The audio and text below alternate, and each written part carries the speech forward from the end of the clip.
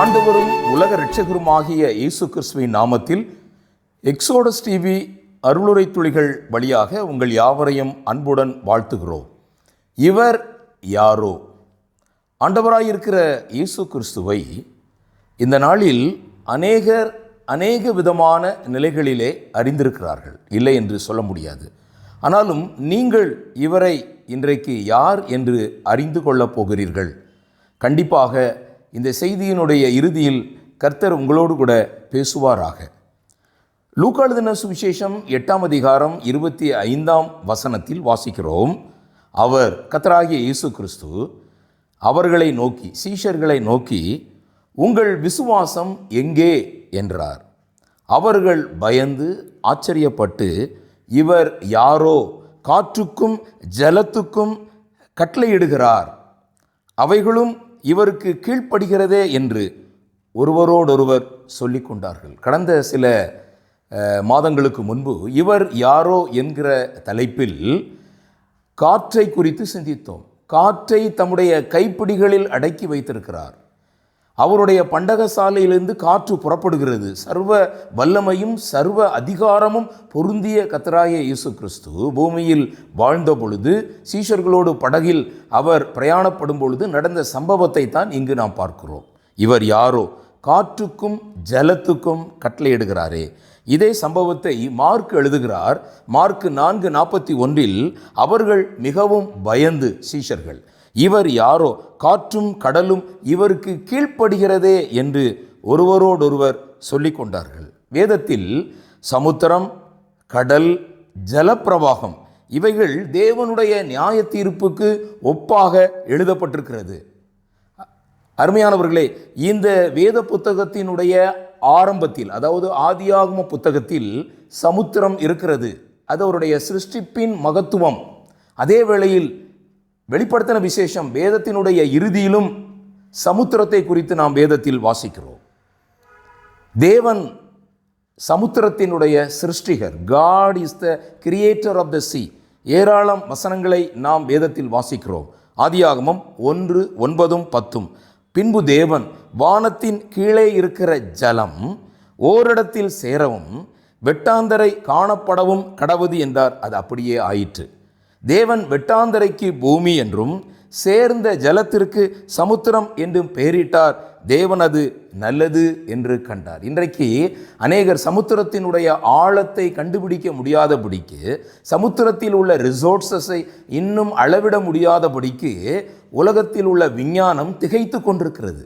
ஆனால் வேதம் சொல்லுகிறது, சமுத்திரம் அவருடையது, அவர் அதை உண்டாக்கினார், வெட்டாந்தரையும் அவருடைய கரம் உருவாக்கிற்று என்று சங்கீதம் 95:5 வாசிக்கிறோம். அவர் வானத்தையும் பூமியையும் சமுத்திரத்தையும் அவைகளில் உள்ள யாவையும் உண்டாக்கினவர், அவர் என்றென்றைக்கும் உண்மையை காக்கிறவர் என்று சொல்லி சங்கீதம் 146:6 வாசிக்கிறோம்.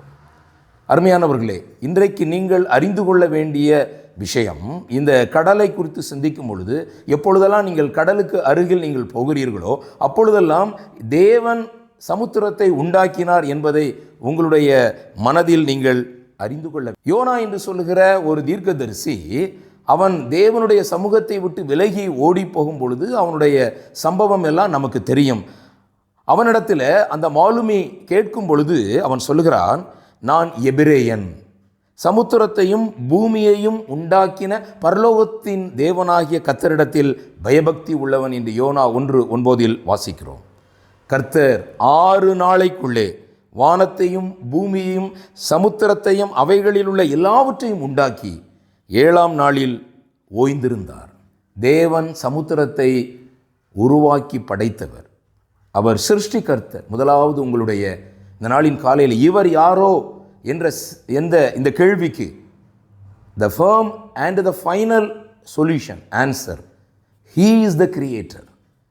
என்னை கேட்டுக்கொண்டிருக்கிற அருமையான நண்பர்களே, சகோதர சகோதரிகளே, அவர் சமுத்திரத்தை படைத்தவர். மாத்திரமல்ல, சமுத்திரத்தை ஆளுகையும் செய்கிறவர். ஒருவர் படைக்கும் பொழுது அந்த படைப்பினுடைய ரகசியங்களை அவர் அறிந்திருக்கிறார். ஆகவே அந்த சமுத்திரத்தினுடைய சகல காரியங்களையும் அவர் இன்றைக்கும் ஆளுகை செய்து கொண்டிருக்கிறார். வேதம் சொல்கிறது, சங்கீதம் 107:29, கொந்தளிப்பை அவர் அமர்த்துகிறார், அதன் அலைகள் அடங்குகிறது, அவர் சமுத்திரத்தை அதட்டி அதை வற்றி போக பண்ணுகிறார். அவர் தமது வல்லமையினால் சமுத்திர கொந்தளிப்பை அமர பண்ணி தமது ஞானத்தினால் அதன் மூர்க்கத்தை அடக்குகிறார் என்று யோபு 26:12 கூறுகிறார். எல்லாவற்றுக்கும் மேலாக சங்கீதம் 89:9 தேவரீர் சமுத்திரத்தின் பெருமையை ஆளுகிறவர், அதன் அலைகள் எழும்பும்போது அவைகளை அடங்க பண்ணுகிறீர். நேற்றைய தினத்தில் ஒரு கடலுக்கு சென்று மீன் பிடிக்கிற நண்பரோடு நான் பேசிக்கொண்டிருந்தேன். அவர் ஆண்டவரை அறிந்தவர் தான், ஆனாலும் ரட்சிக்கப்படாத ஒரு மனிதன். அவர் சொல்லுகிறார், இந்த சமுத்திரத்துக்கு நாங்கள் போகும் பொழுது அங்கு உள்ள பயங்கரத்தை நான் சிந்திக்கும் பொழுது சில வேளைகளிலே கடவுளிடம் நாங்கள் கேட்போம், அவர் அப்படியே அந்த நடுக்கடலில் உள்ள அந்த பயங்கர கொந்தளிப்பை அவர் எத்தனையோ முறை எங்களுக்கு அதை அடக்கியிருக்கிறார் என்று சொல்லி அவர் கூறுகிறார். சமுத்திரத்தினுடைய ஆளுகையை கர்த்தர் அடக்குகிறவர். ஆனால் எல்லாவற்றுக்கும் மேலாக அந்த சமுத்திரமும் அவருக்கு கீழ்ப்படுகிறது. அது எவ்வளவு ஆச்சரியமான ஒரு விஷயம். அதைத்தான் நாம் இப்பொழுது வாசித்தோம். மார்க் 4:41 சமுத்திரம், கடல் இவருக்கு கீழ்ப்படுகிறதே என்று சொல்லி கொண்டார்கள். மாத்திரமல்ல, ஆண்டவராயிருக்கிற தேவன் கடலின் மத்தியில், அந்த கடலுக்கு அருகில்தான் கலிலேயா கடல், மத்தியதரை கடல், அந்த அற்புதங்களை அவர் செய்தார் என்று சொல்லி நம்ம வேதத்தில் வாசிக்கிறோம். மாத்திரமல்ல, சிவந்த சமுத்திரத்தை 2ஆக பிரித்தார், கடலை பிளந்தார், அவர்களை கடக்க பண்ணினார், ஜலத்தை குவியலாக நிற்கும்படி செய்தார் என்று சொல்லி சங்கீதம் 78:13 வாசிக்கிறோம். எல்லாவற்றுக்கும் மேலாக இயேசு கிறிஸ்து பூமியில் இருந்த பொழுது தேவனாக வெளிப்பட்ட தேவ மைந்தன் கர்த்தராகிய இயேசு கிறிஸ்து கடலின் மேல் நடந்தார். இதை யோபு 6000 ஆண்டுகளுக்கு முன்பு அவர் கூறின அந்த வார்த்தையை நீங்கள் கவனியுங்கள். யோபு 9:8 அவர் ஒருவரே வானங்களை விரித்து சமுத்திர அலைகளின் மேல் நடக்கிறவர். எவ்வளவு அருமையான ஒரு அற்புதமான தீர்க்க தரிசனத்தை யோபு எழுதி வைத்திருக்கிறார். அவர் ஒருவரே, கர்த்தராகிய தேவன் ஒருவரே வானங்களை விரித்தார், சமுத்திரத்தினுடைய அலைகளின் மேல் நடந்து வந்தார். இயேசு கிறிஸ்து பூமியில் இருந்த பொழுது மத்தேயு 14:25 இரவின் 4ஆம் ஜாமத்தில் இயேசு கடலின் மேல் நடந்து அவர்களிடத்தில் வந்தார். பேதுரு கூட கடலின் மேல் நடக்கலாமா என்று சொல்லி அவன் கடலில் குதித்தான், நடந்தான்.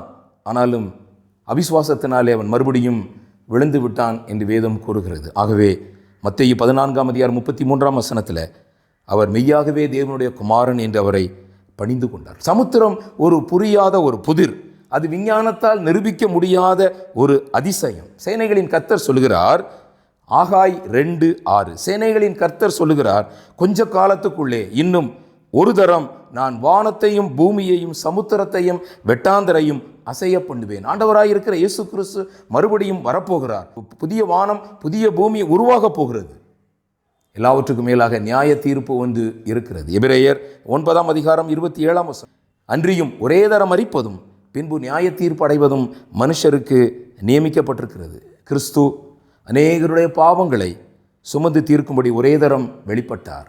மறுபடியும் தமக்காக காத்து கொண்டிருக்கிறவர்களுக்கு ரட்சிப்பை அருளும்படி மீண்டும் பாவம் இல்லாமல் தரிசனமாக போகிறார்.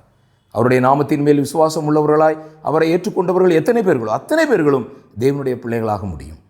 அவருடைய இரத்தம் சகல பாவங்களையும் நீக்கி நம்மை சுத்திகரிக்கும். நீங்கள் இனி வரும் நியாய தீர்ப்புக்கு பயப்பட வேண்டாம். வேதம் சொல்கிறது, வெளிப்படுத்தின விசேஷம் 20:11 பின்பு நான் பெரிய வெள்ளை சிங்காசனத்தையும் அதின் மேல் வீற்றிருக்கிறவரையும் கண்டேன்.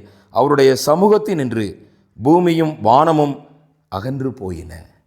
அங்கு மரித்தோராகிய சிறியோரையும் பெரியோரையும் தேவனுக்கு முன்பாக நிற்க கண்டேன் என்று வெளிப்படுத்தின விசேஷத்தில் வாசிக்கிறோம். எல்லாவற்றுக்கும் மேலாக முக்கியம் என்ன தெரியுமா? சமுத்திரத்தில் யாரெல்லாம் மரித்தார்களோ சமுத்திரம் தன்னில் உள்ள மரித்தோரை ஒப்புவித்தது. மரணமும் பாதாளமும் தங்களில் உள்ள மரித்தோரை ஒப்புவித்தன. இந்த நியாய தீர்ப்பு நடக்கப் போகிறது. சமுத்திரம் நியாய தீர்ப்புக்கு ஒப்புமையாக இருக்கிறது. சமுத்திரம் தன்னில் உள்ள மரித்தோரை ஒப்புவித்தது. மரணமும் பாதாளமும் தங்களில் உள்ள மரித்தோரை ஒப்புவித்தன. யாவரும் தங்கள் தங்கள் கிரியைகளின்படியே நியாய தீர்ப்பு அடைந்தார்கள் என்று வெளிப்படுத்தின விசேஷம் 20:13 கூறுகிறது. இந்த நியாய தீர்ப்புக்கு தப்பிக்க வேண்டுமா? இவர் யாரோ என்று சொல்லி நீங்கள் ஏமாந்து போகாதீர்கள். இவர் சர்வ வல்லவர், சர்வ ஞானி, சர்வ நியாயாதிபதி, சர்வ பூமிக்கும் ஆண்டவர், சர்வலோகத்தின் பாவத்தை சுமந்து இது இருக்கும்படி வெளிப்பட்ட தேவகுமாரனாய் இயேசு கிறிஸ்து. அவரை நீங்கள் ஏற்றுக்கொள்ளுங்கள். இந்த நித்தியமான நியாய தீர்ப்பிலிருந்து தப்பித்துக் கொள்ளுங்கள். தேவன் உங்களை ஆசீர்வதிப்பாராக. ஆமென்.